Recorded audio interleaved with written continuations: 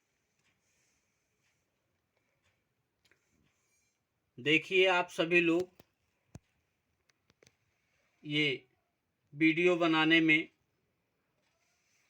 कहीं डिस्टरबेंस हो जाता है, जिसकी वजह से पद ही इधर का उधर हो जा रहा है।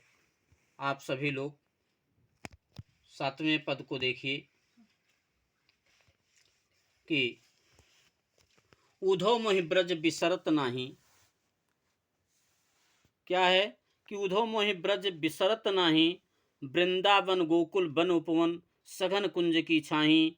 प्रात समय माता जसमति अरुनंद, देख सुख पावत। माखन रोटी दहो सजायो, अति हित साथ खवावत। गोपी ग्वाल बाल संग खेलत, सब दिन हंसत सिरात। सूरदास धन धन ब्रजवासी, जिनसों हित जदु तात। आप सभी लोग इसके प्रसंग को लिखिए। संदर्भ वही रहेगा, संदर्भ वही रहेगा। आप सभी लोगों को केवल इसमें प्रसंग व व्याख्या लिखना है। क्या लिखना है? प्रसंग कि प्रस्तुत पद में उद्धव ने मथुरा जा करके श्री कृष्ण जी को वहाँ की सारी स्थिति बताते हैं, जिसे सुनकर प्रभु श्री कृष्ण जी भाव विभोर हो जाते हैं। इस पर वह उद्धव से अपनी मनोदशा व्यक्त करते हैं। आप सभी लोग इसके अर्थ को देखें। उद्धव मोहि ब्रज बिसरत नाही। क्या है कि उद्धव मोहि ब्रज बिसरत नाही। ऐ उद्धव जी, मुझे ब्रज भूलता नहीं है। वृंदावन गोकुल वन उपवन, सघन कुंज की छाई। और आगे क्या कहते हैं कि वृंदावन गोकुल का वो बाग बगीचा, जंगल, घने वृक्षों की छाया मेरे सामने प्रतीत होती रहती है। प्रात समय माता जसुमति अरुनंद देख सुख पावत। प्रात समय माता जसुमत, सुबह के समय माता यशोदा और नंद बाबा को देख करके बहुत ही सुख प्राप्त होता है। जो सुख मिलता है वो यहाँ नहीं दिख रहा है। माखन रोटी दहो सजायो, अतिहित सब खवावत। क्या कह रहे हैं कि माखन रोटी और दही को बहुत प्रेम के साथ माता यशोदा मुझे खिलाती हैं। गोपी ग्वाल बाल संग खेलत, सब दिन हंसत सिरात। और क्या कह रहे हैं आगे कि गोपियों और ग्वाल बालों के साथ खेलने हंसने में पूरा दिन व्यतीत हो जाता है। पूरा दिन मेरा बीत जाता है, पता ही नहीं चलता है कि कब सुबह से शाम हो गया। सूरदास धन धन ब्रजवासी, जिनसो हित जदुतात। सूरदास जी क्या कहते हैं कि धन्य है वो ब्रजवासी